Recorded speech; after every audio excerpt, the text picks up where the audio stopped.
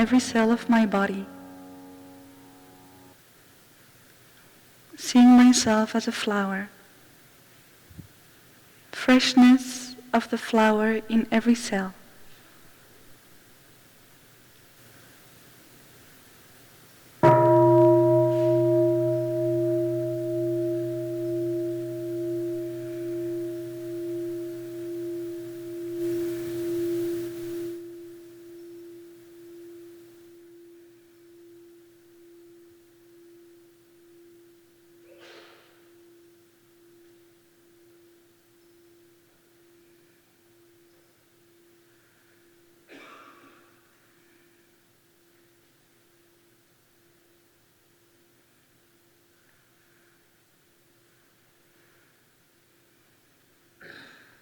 Breathing in, I visualize myself as a mountain.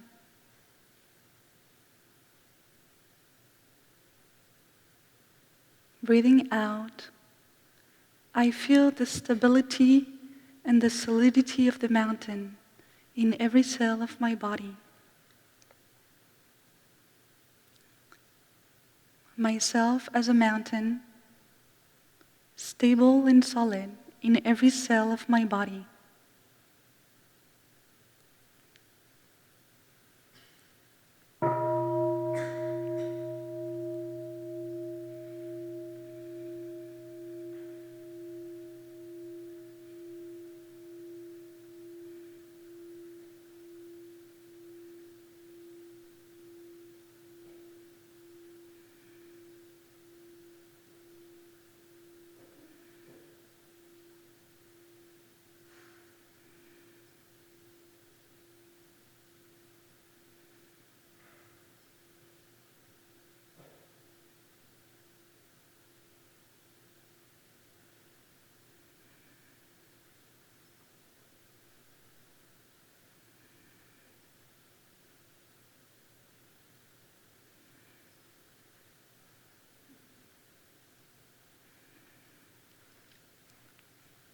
Breathing in, I see myself as a clear lake, reflecting things as they are. Breathing out, I feel stillness in every cell of my body. Myself as a lake, stillness in every cell of my body.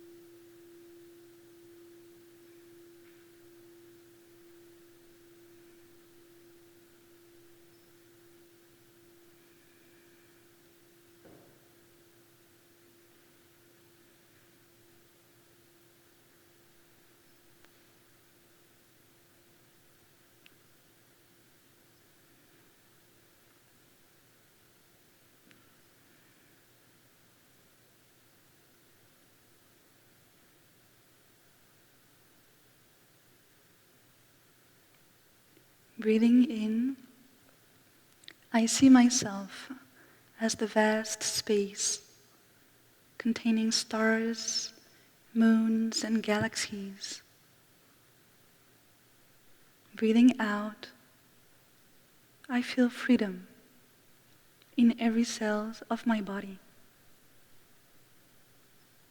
Myself as vast space, freedom in every cell of my body.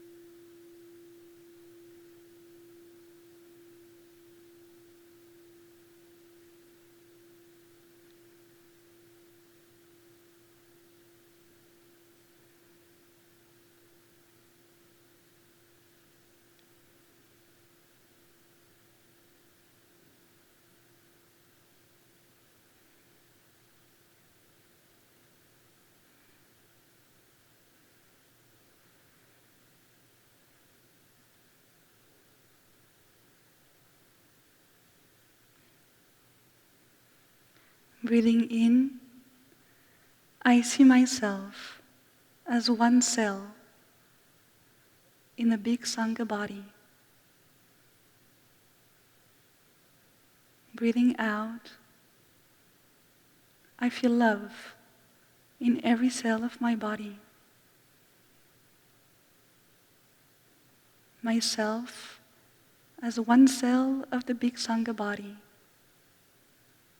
Love in every cell of my body.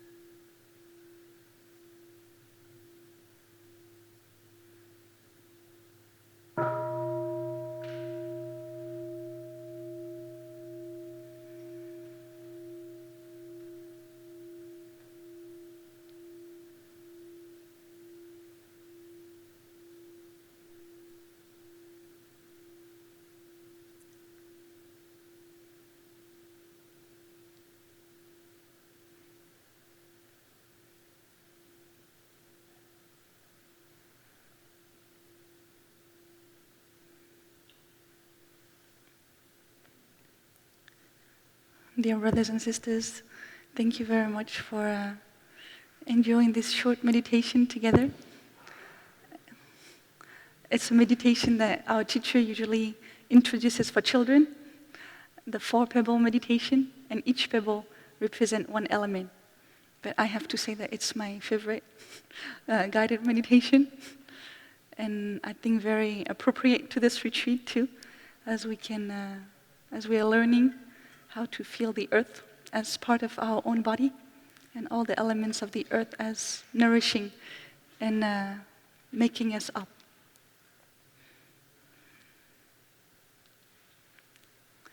First of all, I think I would like to express my gratitude for this beautiful reunion of beings. And what I think I appreciate very much is that there is so many different ages. I think when we looked at the list of the ages of all the people that would be here, we have from 14 years old till above 80, I think, 80 or above. And it just makes me really happy to see that we are this big one family, especially when we explore climate change and how we take care of the earth and how we transmit this earth to future generation. I think it's beautiful that we can do that together and share our experiences and our fears and our joys of our hopes to one another. I remember during young adults retreat, our teacher very often shares his apology as representative of his generation, and he often says that people of my generation, we are very sorry for leaving to all of you the planet in the state that it is now. And I think for me, as a representative of my generation, I would like to also express my gratitude to all of you, of older generation, that have tried their best for so many years.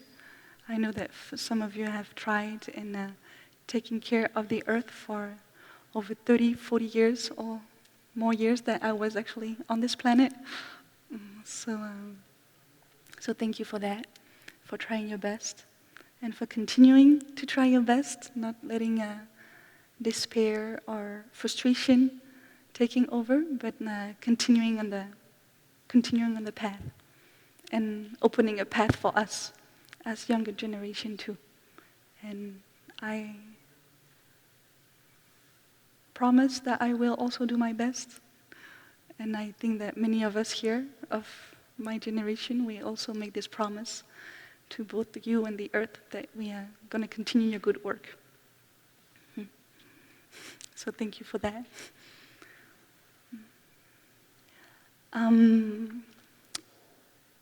When we talk about climate change, I feel there is a lot of things that are maybe watered in us or that come up for us, and that may be a lot of despair, a lot of fear, many difficult emotions. And in terms of taking care of difficult emotions, there is a practice that I really enjoy and that I see our teacher is very often giving, which is the practice of joy and of watering the good seeds. Very often when Thai talks about people that were in very desperate situation and that kind of didn't really know a way out, the practice that he gives them is to do something positive, a joyful, loving action as an antidote to despair. And for me, this is a very precious practice. As we know, the Buddha taught the Four Noble Truths, and he often starts with ill-being. I put that on the board, and then goes to well-being. And as you can see on the board, I put the well-being first. And I remember in one retreat, Thai was saying that maybe we can, for now, in our days, we can maybe start the Four Noble Truths with well-being first, as we're in a different time, and that maybe we need to water that, to flood ourselves with the positive, with joy, with the lightness in the situation that is sometimes a little bit difficult to touch all that.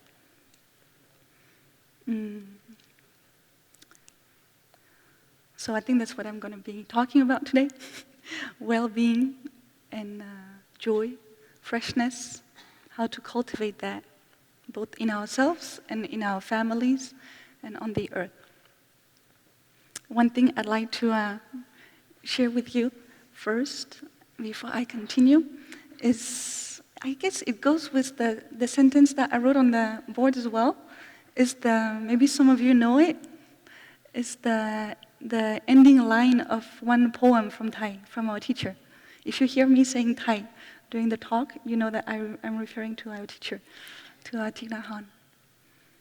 And it's a poem on walking meditation, and he ends like that, was, the earth will be safe when we feel in us enough safety.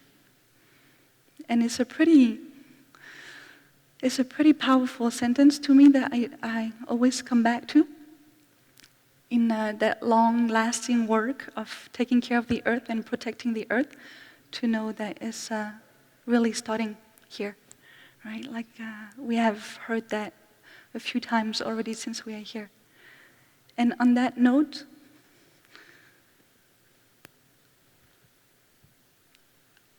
maybe I'm not an English is not my first language, and I like to play with letters and words.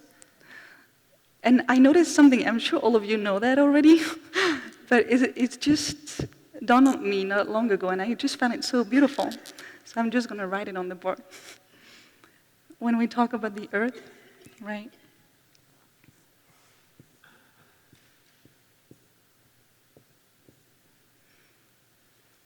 And if we switch that one,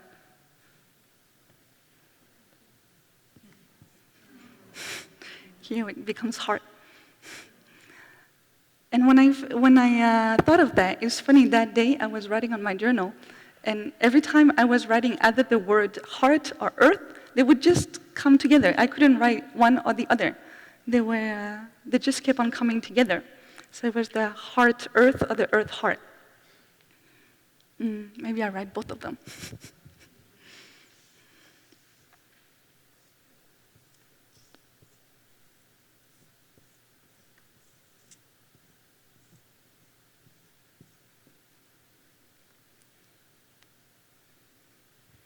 You can play with it even more. If you word the word breath, that's the breath in the microphone.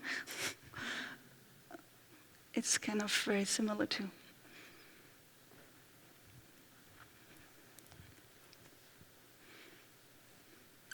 And I have to say, I have a confession to make, is that every time I give a talk, my big brother told me, it's like, okay, you go up there and you have fun now. And I told him, it's always a little bit of a mixed. It's a little bit of fun, a little bit of freaking out at the same time. So, yeah, my heart earth is also asking for your guys' support here.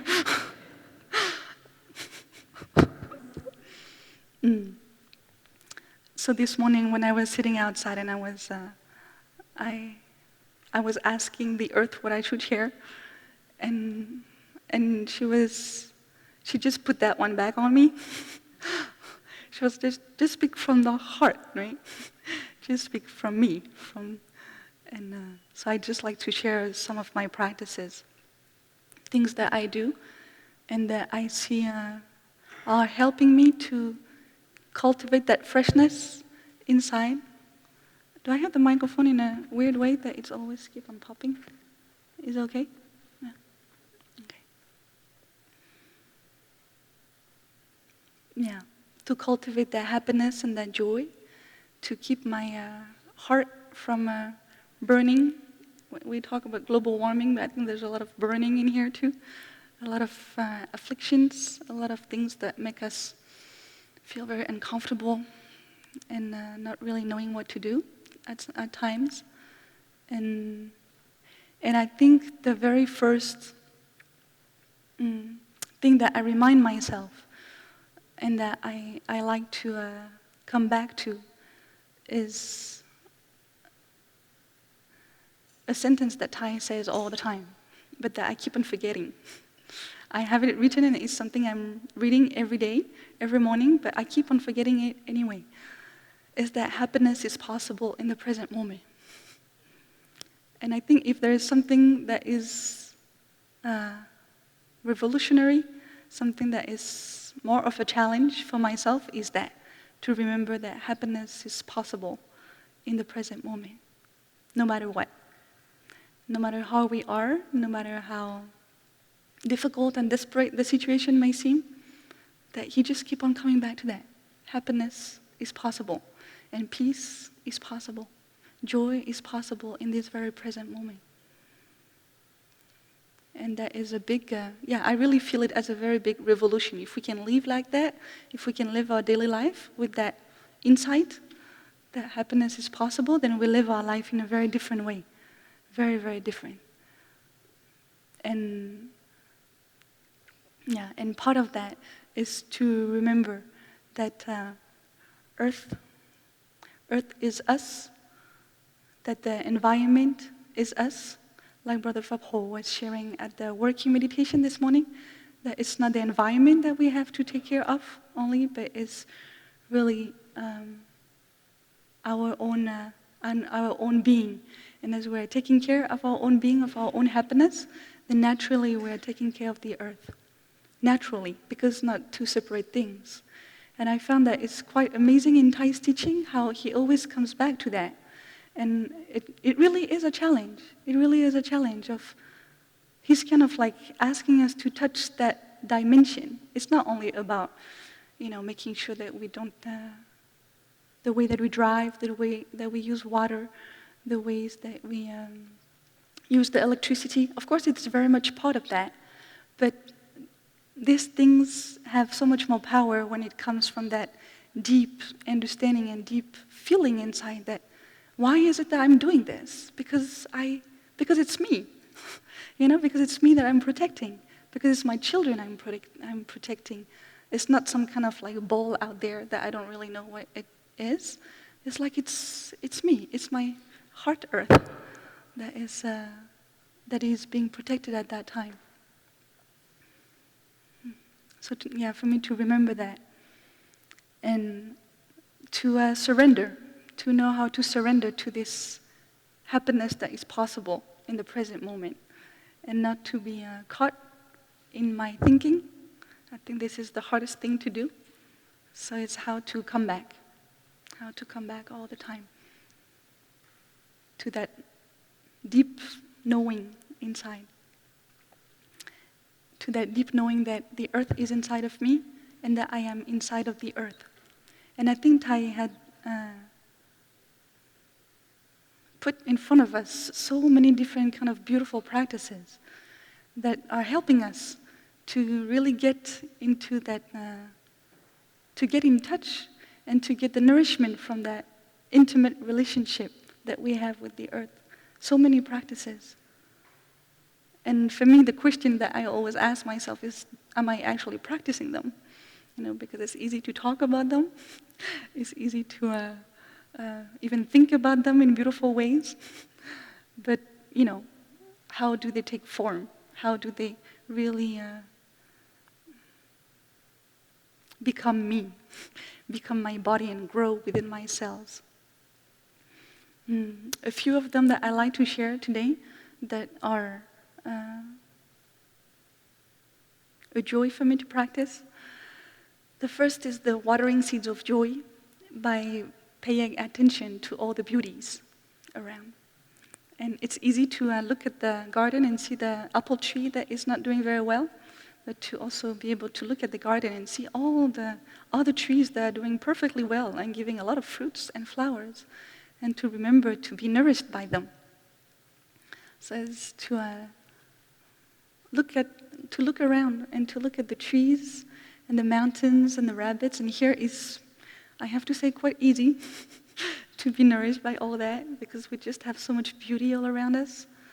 And to really allow that, all this beauty to be nourishment, to be food, and to be food for my body, and to be healing element of my cells too, that bring freshness, that cools the heart earth inside. I have to stop touching my heart, is it? To come back to that beauty inside, and to see how it can really be healing. I remember coming home one day, coming home to my family, my blood family, and my father wasn't doing so well at that time, and we were in Britain. Brother Hart, is there something with the microphone? Okay, let's try like that. We're in Brittany in the northwest of France, very beautiful countryside. And what I would do every morning, I would go for a walk and pick flowers and just make bouquet of flowers everywhere in the house.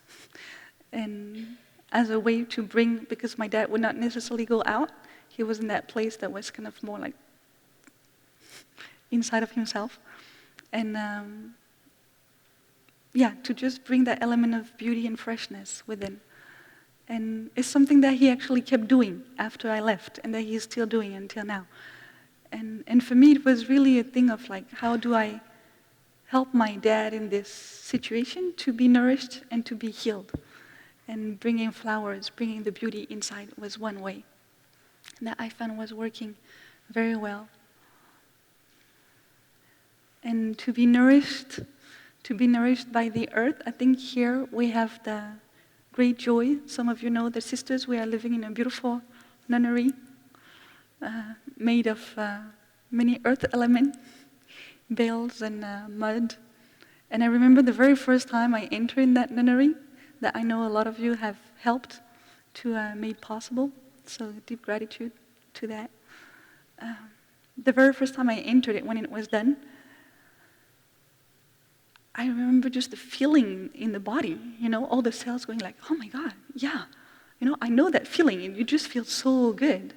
You just feel so good. It's like all the cells were like dancing inside of recognizing familiar elements, I guess, of having lived in houses like that for a long time, in many lives, and to come back to that and to see, wow, the body really feels nourished and healed by that. And that brings joy. That brings a lot of joy. Same thing when we on the path. There's little solar lamps, and I love looking at solar lamps because it's like you kind of reflect the day, at night. You kind of know what kind of day you had. And it's, again, it's that deep connection that brings you back to the deep element, the deep connection that we have, and that we might have lost a little bit as we go towards city lives and not being so much part of nature and not being so much nourished by nature anymore. But when we come back to that, I know that in me there's always big feeling of happiness, of this like communication of cells, no? Communication of like on a deep level. And it's interesting in that sense also, when if we talk about energy, I notice that for my own sexual energy, if I'm in the city for a long time, my sexual energy will manifest in a very different way than if I am outside. Because it's kind of the same thing, no? It's like you get that life, vibrance, energy out there, and so naturally it just flows much more naturally inside also.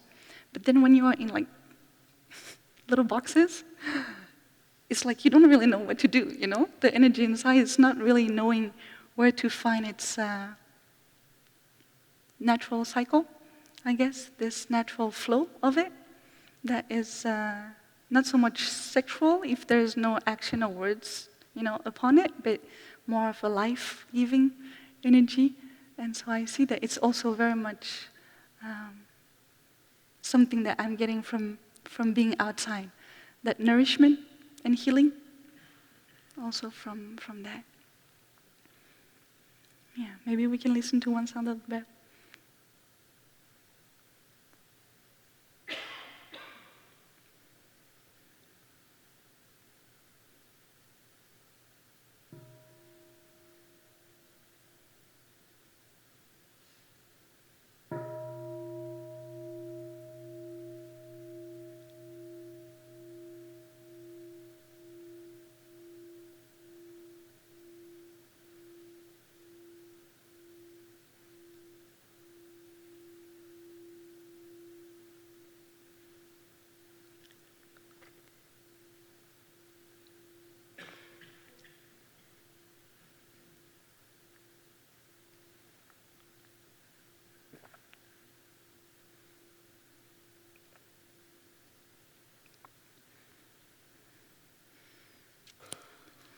Dear brothers and sisters, another practice that I really enjoy more and more, it's not an easy one for me, is eating meditation. And as we're talking about earth holding, I found it a very beautiful way of holding the earth and learning how to hold the earth within every cell of my body as I'm eating the earth, right, basically. And we're lucky here to have a complete plant-based diet, as I have learned to say it, not as vegan, plant-based. And that is also a great source of happiness and joy, to be able to eat like that, and to know what is it that I am protecting as I am eating, to know that all the things that I'm helping not to be destroyed as I am eating also. And it just brings a deep sense of joy, and not to do it because it's the right thing to do. I've tried that. It's been a process for me. But just because it brings a lot of joy. And in that sense, I feel that I don't really expect other people to follow, but I just know that I'm in that sense, and it just brings me so much happiness. So much happiness, and this is the only reason why I'm doing it. No? And another practice that is very much dear to my heart is the touching of the earth. And as I do not believe we're going to have formal, no, we do have that in the morning, when we touch the earth and touching, really being in contact with Mother Earth. And that is a practice for me that is extremely transformative and healing, as I come in contact with this deep strength.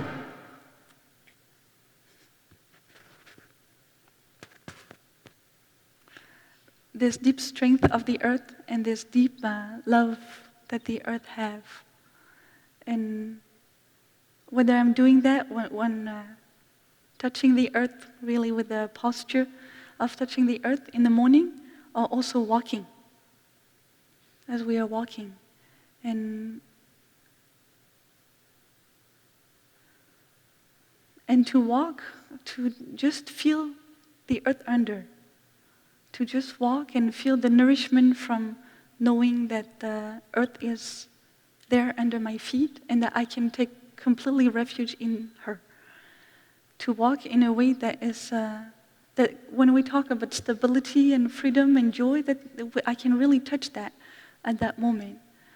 And that it becomes a very powerful kind of walk. And then when we walk together like that, as a big group, the energy from that and the healing that the earth can get is just amazing. It's just completely amazing. Our teacher very often talk about walking meditation as kissing the earth. And every step that we make, it's like we are giving a kiss to the earth. And this morning I shared with the organizing team a poem of Hafiz. He's a Sufi poet, maybe some of you know, that I really enjoy. It's very short. It just says, if there is one regret, dear world, that I am determined not to have on my deathbed, on my death, it's the TH, huh?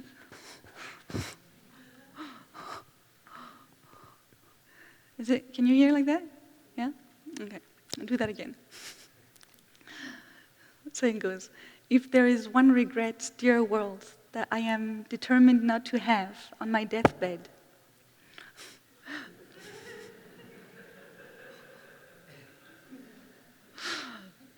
is that I didn't kiss you enough. And I just really love that poem. And it's a question that I ask myself, because how to be a true lover and to really be able to kiss the earth with my steps. Because if you kissing is an act of love that you have to be able to do with 100% of your being. If you really love someone, you have to be fully present, right? I remember in France, you know how we kiss cheek a lot? And this is one thing, like when I was at home, my dad, every single morning before going to school, when I go back from school, before going to bed, waking up, you have to kiss the entire family. Every single person. And my dad was so specific on that. And not only we have to do it, but we have to do it right. That if my dad feels that I was not very present at that moment, or that I didn't really put all my heart into that, then he will make me do it again. Which was awfully annoying, I have to say, especially as a teenager. But at the same time, I feel it's like he was also teaching me that, no? Like, if you do something, you're going to put your heart into it. And so as I'm walking and as I'm kissing the earth, am I really being a true lover? Am I really being fully present to that kiss that I'm giving, to that energy of love that I'm receiving, to that healing, to that peace that I'm printing on the earth? Or not? Or am I somewhere 1,000 miles away? So how to love, how to be present, and to really give and receive that love from Mother Earth and that nourishment. And that we know that when we do that, when we touch the earth like that, I think all of us, we have the experience how deeply healing it can be. Deeply healing. And the more we do it, the more we have faith. TH still. Then the more we have faith, that is I'm gonna stop. I'm gonna not talk any TH words. Yeah, that it is deeply transformative and healing. Our body knows it. Our cells know it. It's really the earth heart that is there, and that is being healed, and that is healing at the same time. Not separation of the two. And as we have faith, more faith, we want to do it more. This is the cool thing about the practice, is that the more you do it, the more you get addicted to it, because it just feels so good, It really does feel So it's like something you don't want to live your life in any other way. You don't see any other way that you would want to live. Yeah. Another thing that I enjoy doing to nourish my joy and my freshness is to, when sometimes everything gets a little tight inside and there's not much of all that freshness and joy, and it feels that this body is too small, you know? This body is too small to contain what is in there. And so at that moment to take refuge in the bigger body and to take refuge in the earth as my body. Our teacher used a very beautiful word that is the cosmic body, and that is something that resonates very much inside. How do I take refuge in that cosmic body that is also my body as a practice? As my practice of being in touch with the earth and protecting the earth. And I found that is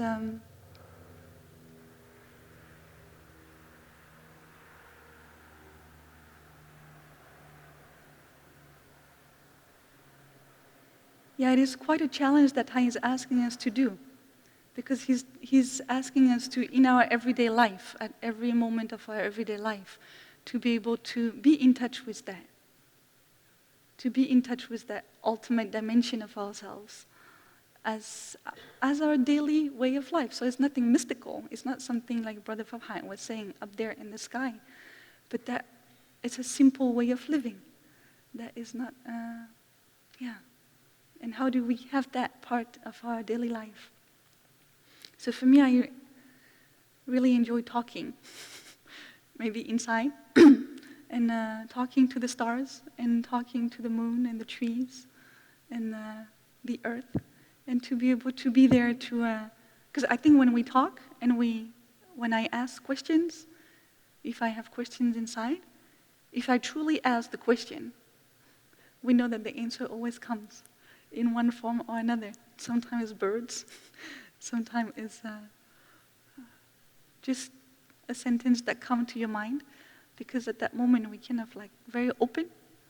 So there's this quality of listening that is there. And if we listen, we're going to hear something. That is the earth is always saying something. So how to, in my daily life, water and nourish that quality of listening, and of being able to be open to ask also, not being afraid of looking funny or feeling that it's a weird thing to do, but that it's actually a very natural thing to do. Maybe you don't want to do it like in front of like a whole big crowd or in a park in New York City or something.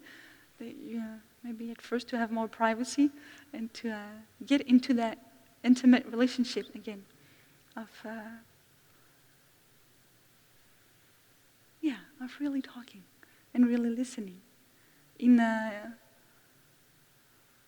our 5 mindfulness training, we have the 4th one on mindful speech and deep listening. And I think it starts also with listening to our heart, listening to the earth, listening to the trees and the birds, and really take refuge in them. Take refuge in them.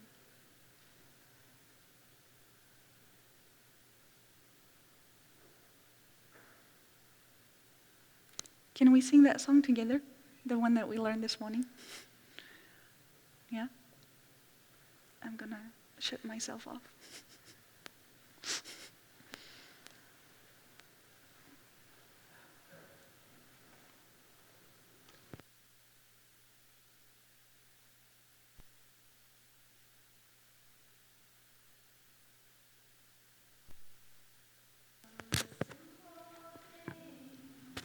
Coming from the earth, I get my joy from the sun that shines, and the water speaks to me.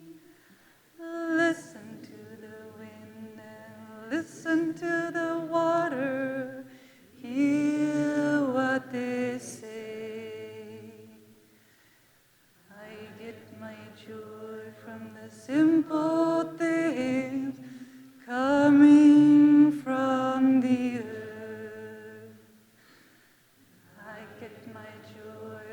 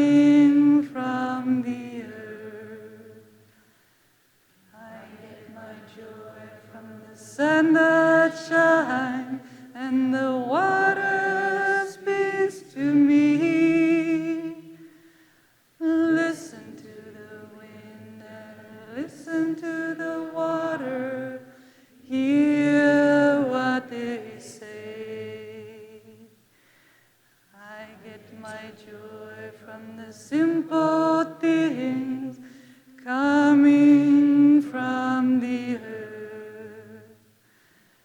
I get my joy from the sun that shines and the water speaks to me. Listen to the wind and listen to the water. Hear what they say. Singing, hey-ya, hey-ya, hey-ya, hey-ya, hey. Singing, hey-ya, hey-ya, hey-ya, hey-ya, hey-ya, hey.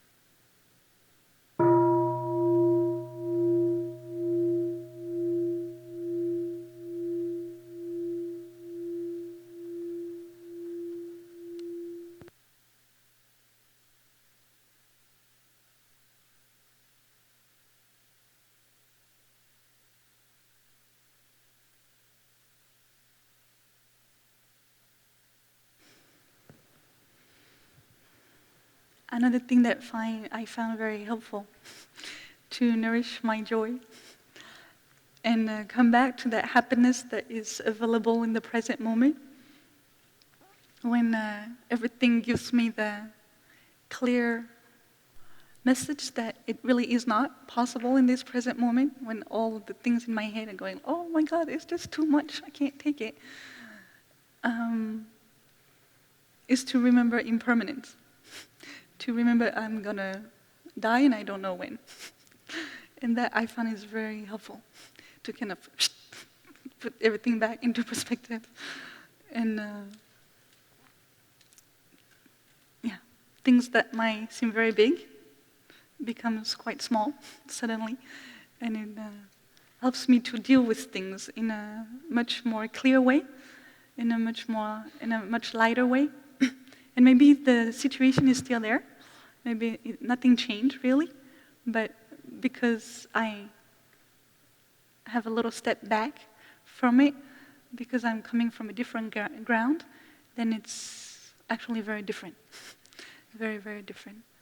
And I know there's a Christian tradition where the fathers, they greet themselves in that way, saying that, remember that you are going to die. And what I like about it is that it's not at all a morbid kind of thing, you know? It's, it's just, that's what it is. You know, it's nothing so dramatic, maybe. We make a big drama out of it, but maybe in reality it's maybe a little bit less dramatic than what we think.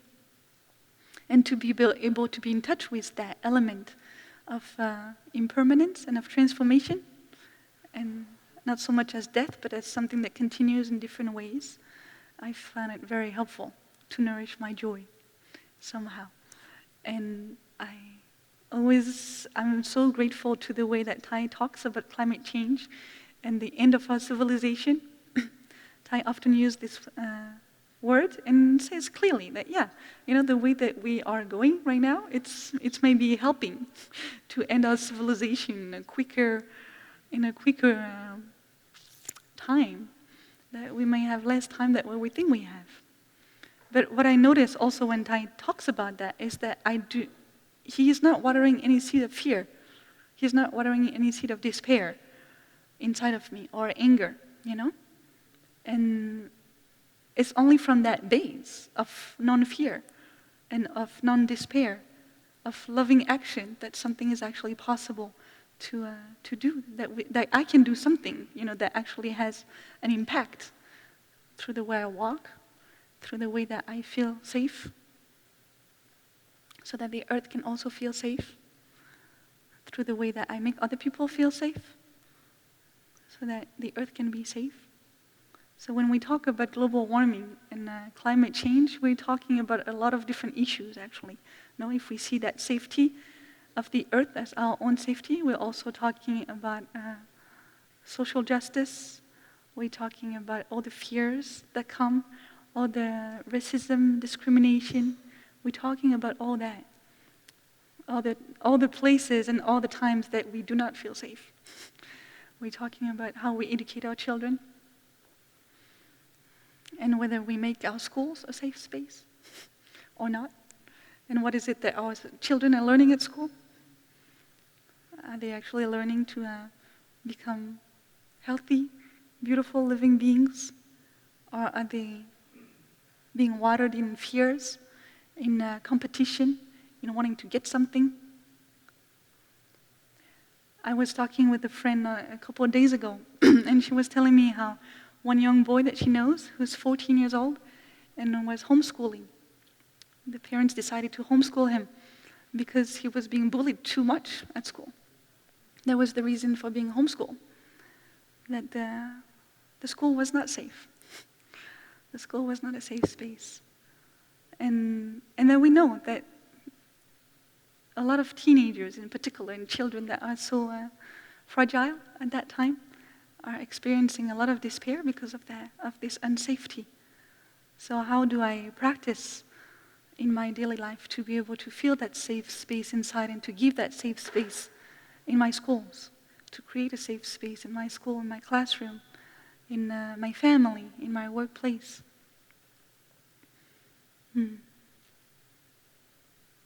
So that the schools are not only a place that we are just making products to fit into the machinery of consumption, which is a very big part of climate change, as we know. It's interesting when sorry, if I start talking about education, I'm gonna, it's a very big, subject very close to my heart. And it's interesting to see what our education system are also based on. If I might just read to you two little things that about our schools. One is from the Dean of Stanford University School of Education, and it's talking about what schools are. This is from 1898. So kind of like the beginning, it's like what the education system was going to be, and it's in a lot of cases till now, right? Except that now maybe we're a little bit luckier that we have more schools that are a little bit different, alternative schools. But so the basic of our schools our schools are, in a sense, factories. They make it really clear and simple. In which the raw material, the children, are to be shaped and fashioned into products. The specification for manufacturing come from the demand of 20th century civilization. And it is the business of the school to build its pupils according to the specification laid down. I love it because it's just so clear, and there's like no hiding whatsoever, It's very, it's very straight ahead and very clear on what the purpose is. And in terms of what I was sharing about being in touch with nature, I love that one too. It's from William Terry Harris, the High Commissioner of Education. This is also in the 1890s. And he says, "The great purpose of schools can be realized better in dark, airless, ugly places." Isn't it beautiful? It's amazing. It is to master the physical self, to transcend the beauty of nature. School should develop the power to withdraw from the external world. I just love these two quotes, I have to say, because it shows us so much, of where we are coming from and where we are at. And and so it's good to wonder, and ask ourselves, why is it we send our children to school, and what school we send our children to, in terms of protecting the safety of their heart earth and of our own earth. Then the earth will be safe when we feel in us enough safety.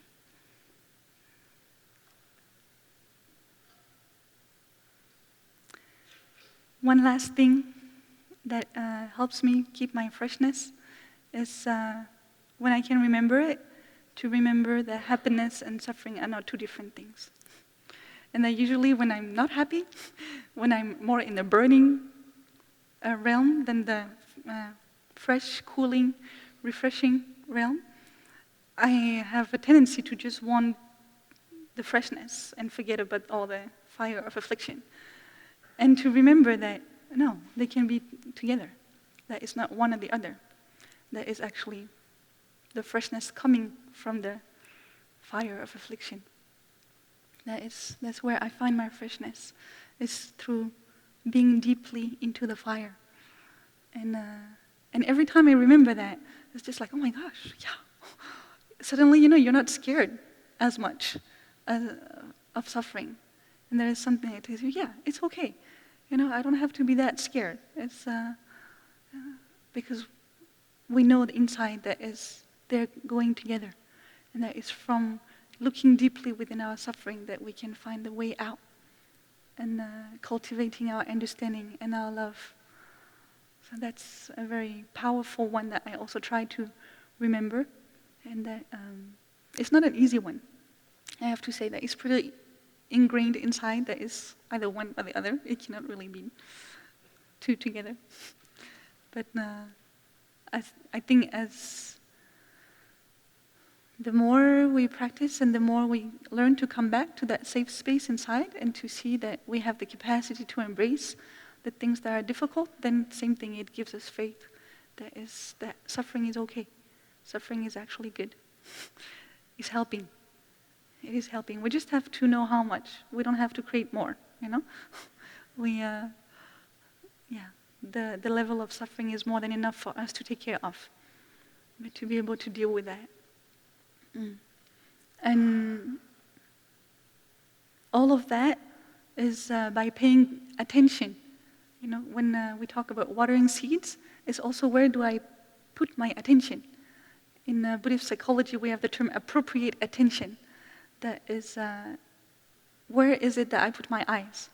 What are the objects that I'm going to look at and that I'm going to keep on looking at?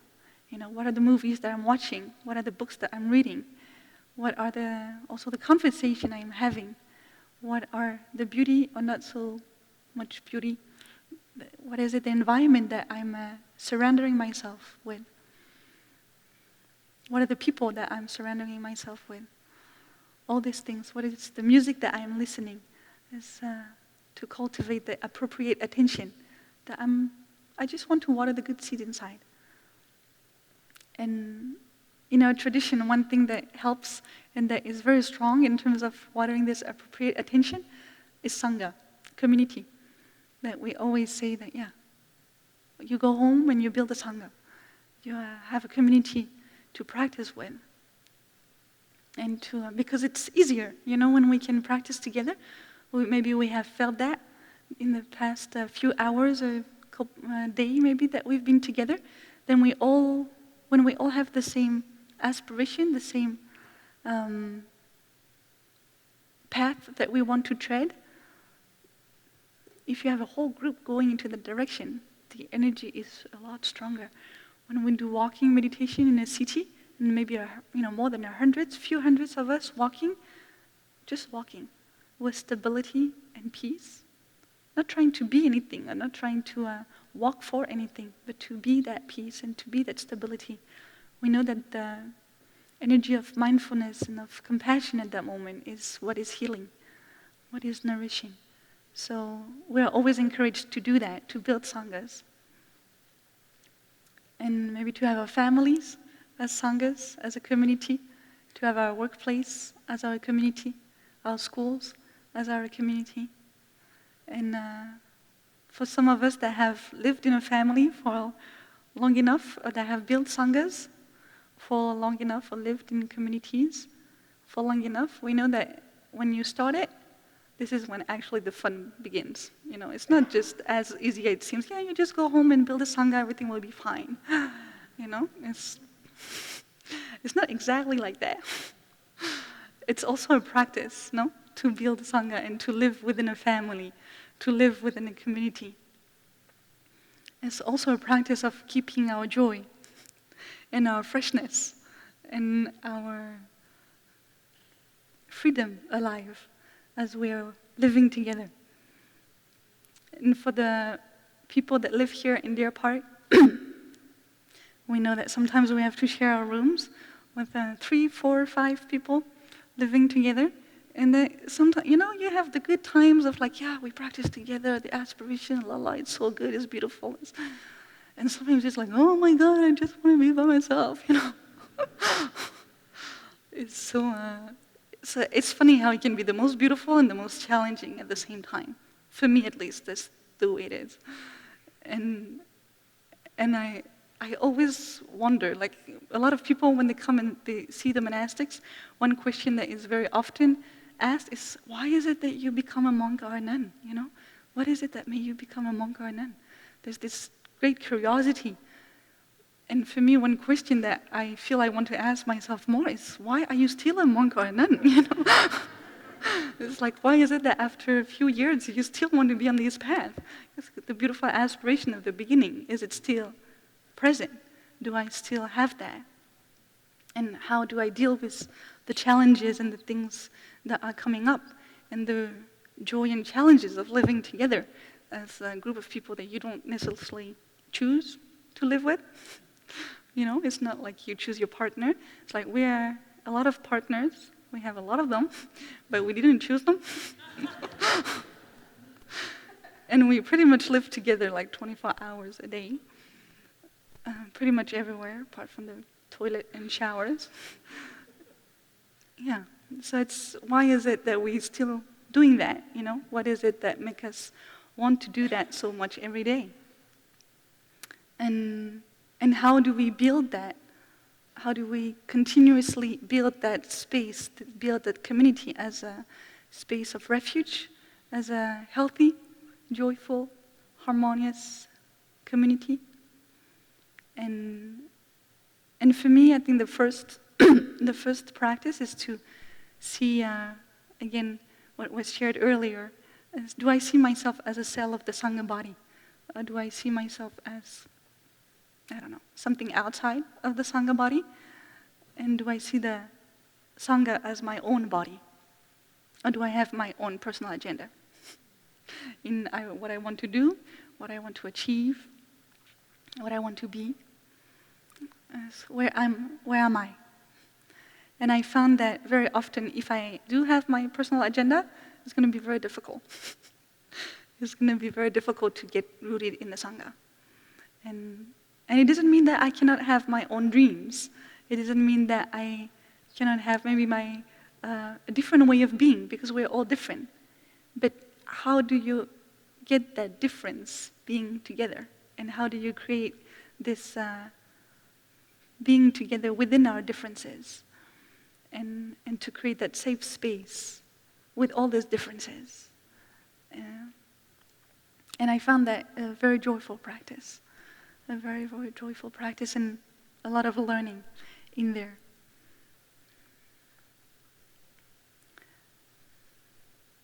We know that in our body, our cells, if there is something happening in our body, and they have the choice of following what the cell wants to do, or listening to the whole system and what the system is asking the cell to do in order to keep the body healthy.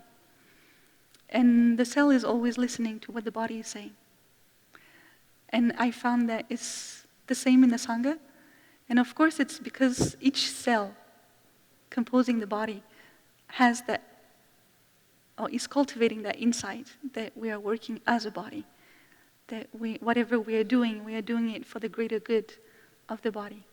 And I think as we can learn a lot from our physical body and the cell, how the cells are working inside, and see how we work together as a workplace or a family, a community, and also as, human on the earth. Do we work for the greater good of the big body that we have?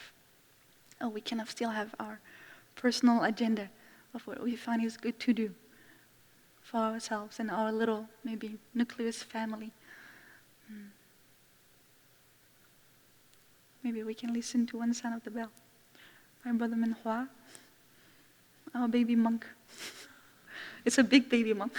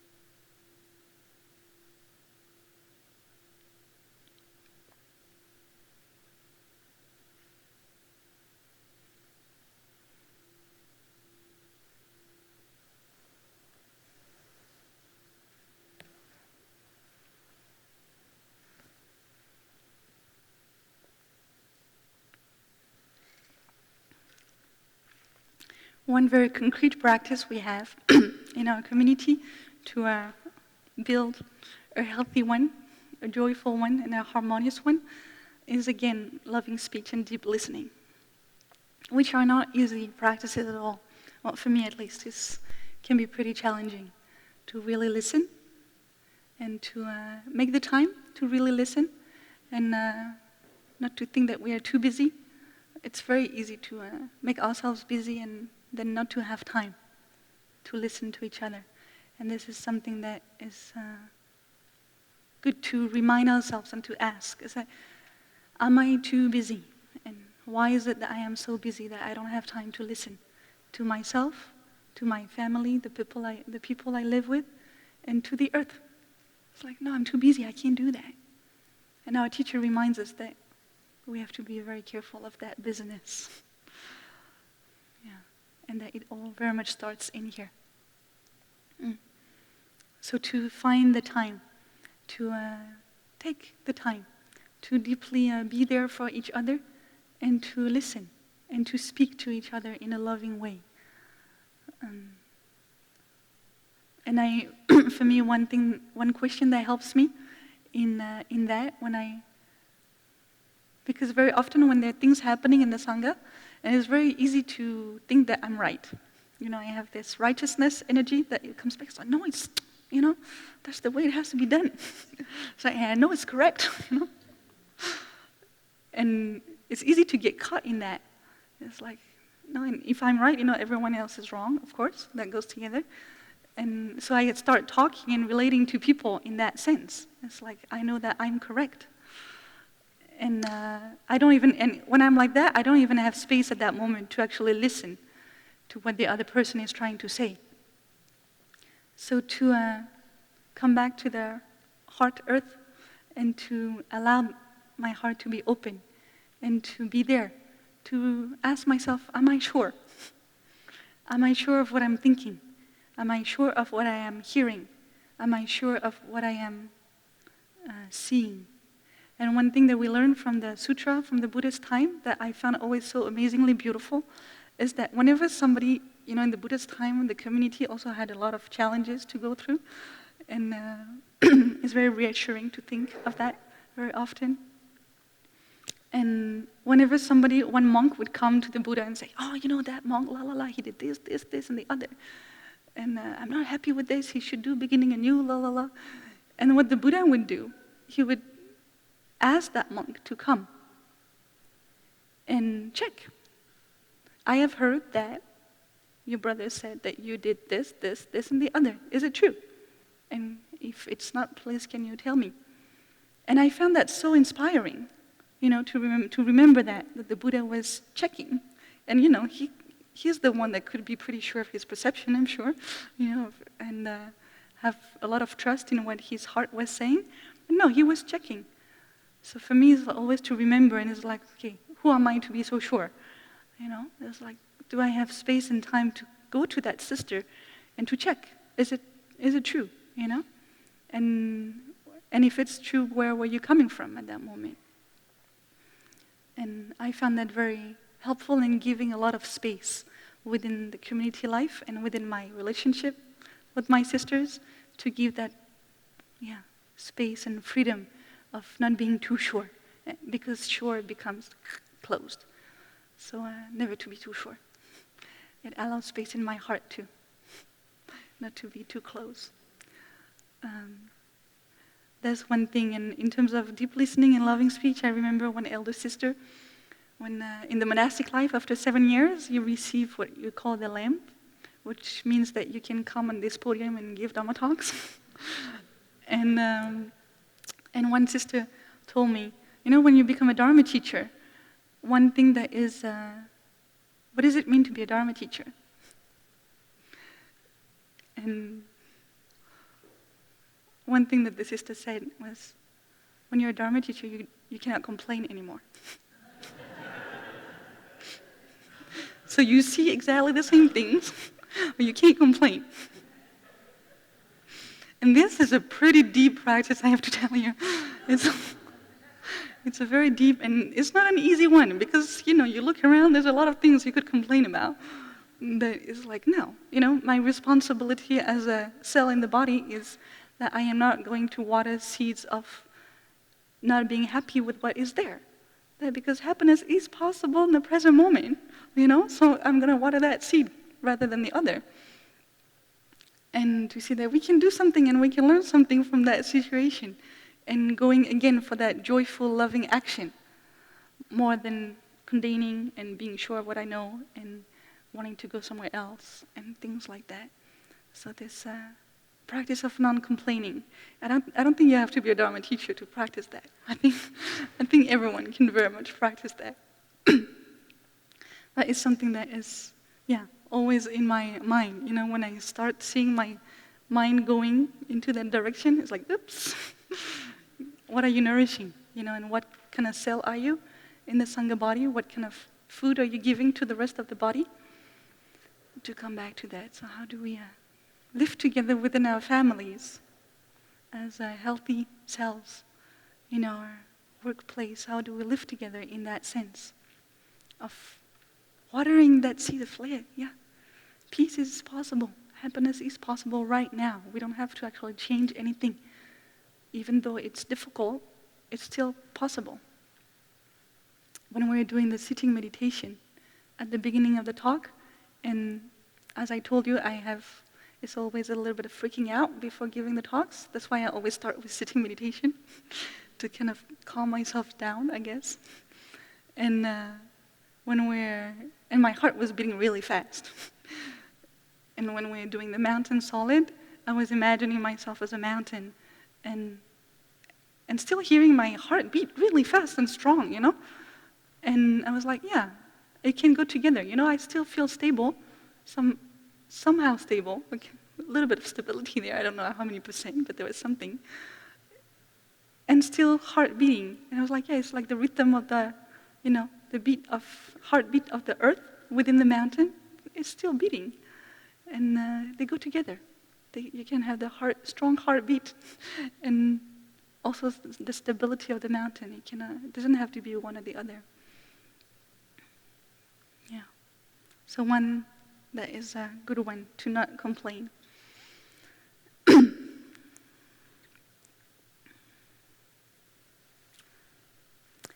And that goes together with nourishing the beauty and the freshness in each other. That we can, being earth holder, we hold the earth within ourselves, and we also hold the earth in other people. Each person is also an earth to be held, a heart to be held.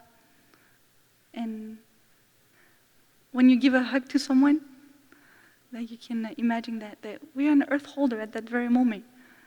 Am I hugging that person, holding the hand of that person as I would be an earth holder? And I really like to do that, to give a hug and think that it's two earth holding each other. And the quality of the hug becomes very different at that moment.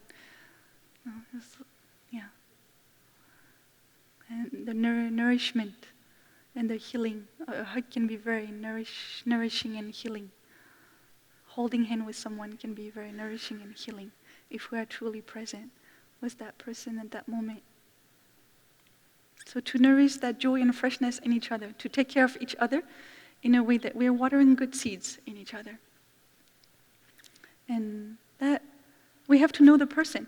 We have to be able to observe, to be mindful of their daily life, and to see what kind of seeds need to be watered.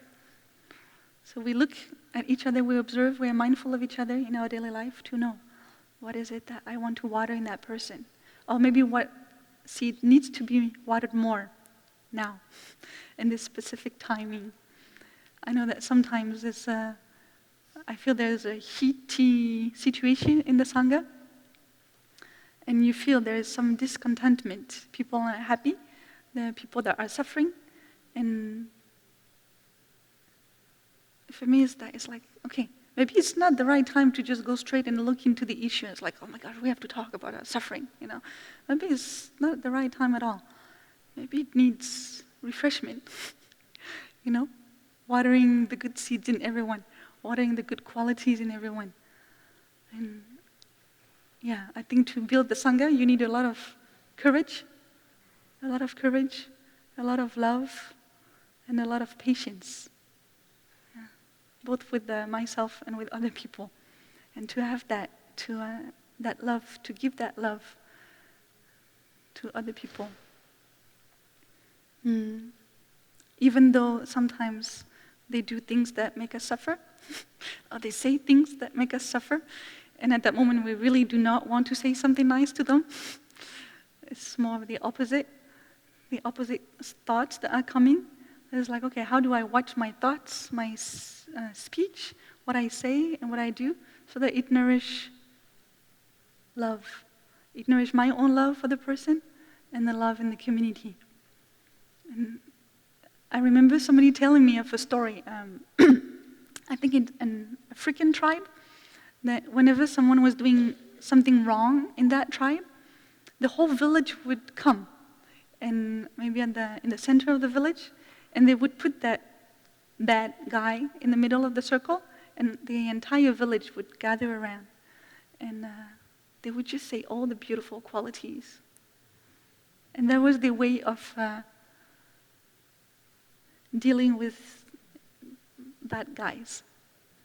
And it's interesting to look at how we deal, with people we feel are bad, with ourselves when we feel we are bad, and to look, do I treat myself like that?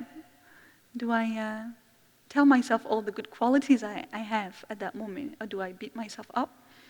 Or do I judge other people, blame other people? I really like that village healing. So beautiful. My dad did that in a very beautiful way. When I was a teenager, I would lie a lot. I was a big liar, I have to confess, another confession. But I think a lot of people can relate to that. I don't feel too bad about it. And my dad told me something one day. He told me, of course, I know that you're lying. And this is something that when you're a teenager, you really believe that you lie so well that nobody knows. And of course, parents have been teenagers too, and they have eyes and ears. They know much better. And my dad told me, I know that you're lying to me. But next time you're going to tell me something, I'm still going to believe you.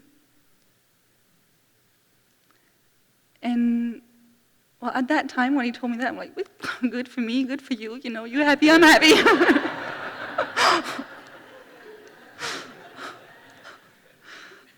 But I think what came deeper than that was that he was nurturing trust.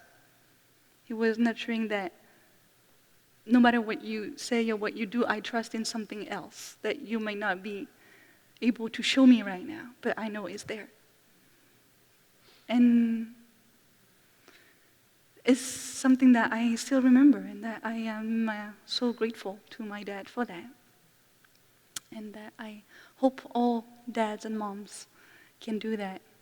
can remember when it gets a little tough, when we can't really see all the good things in the children or in each other. I don't think we have to be children. It's like, what do I see, and where do I put my attention again?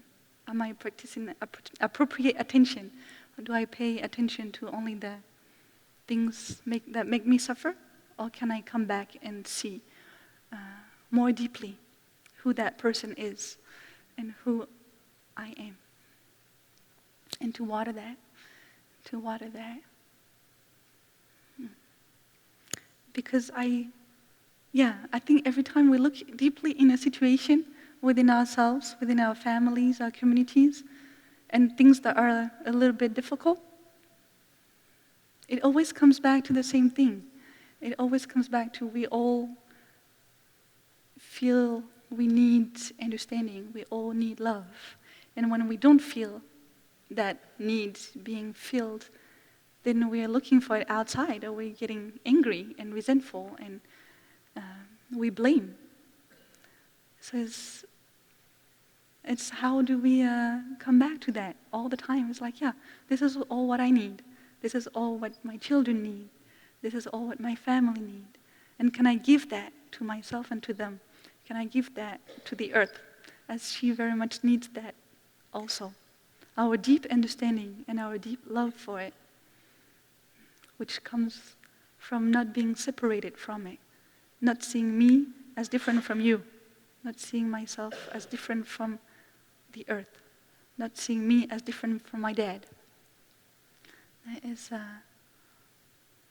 a question that is good to ask ourselves. Like, is my love growing every day? Do I make my love grow every day? Do I allow my love to grow every day? Or are the things that are blocking me?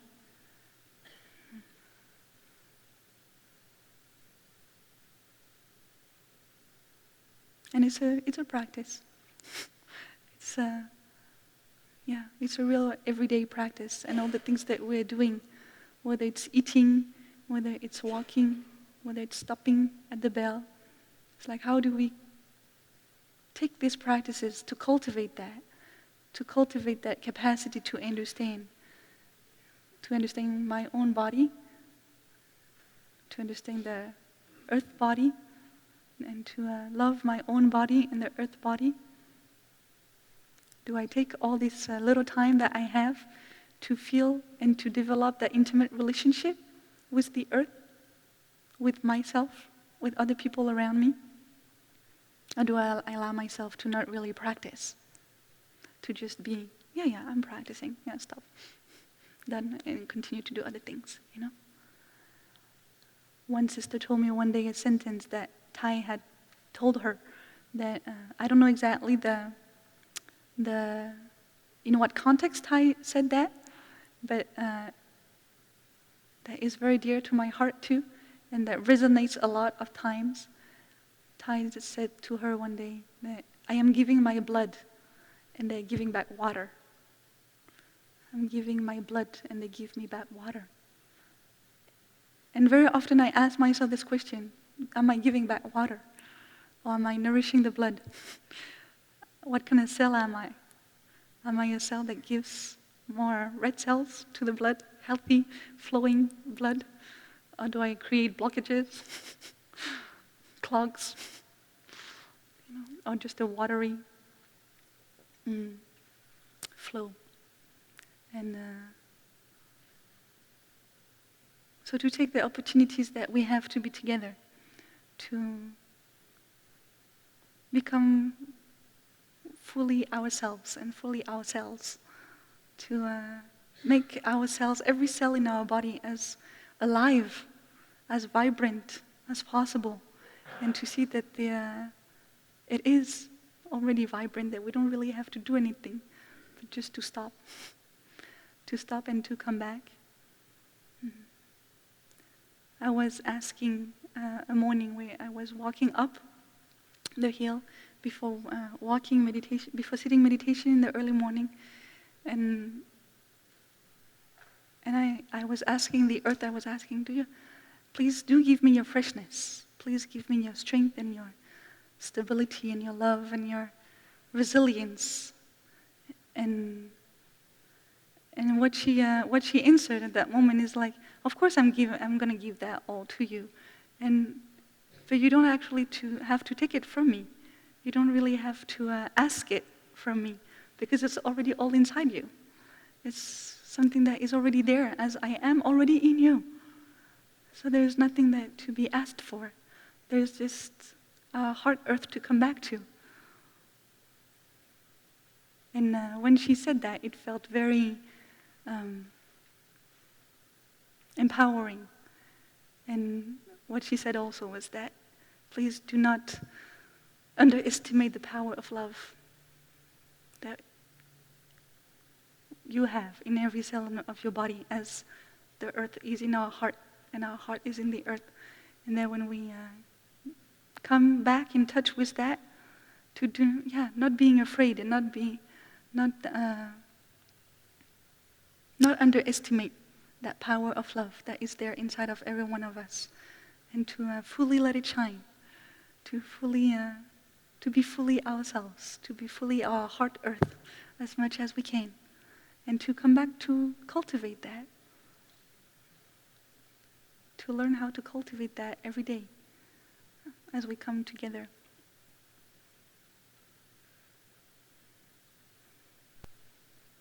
I'm very happy that we're going to have this weekend to do that together. Yeah. Thank you for being such a beautiful Sangha body.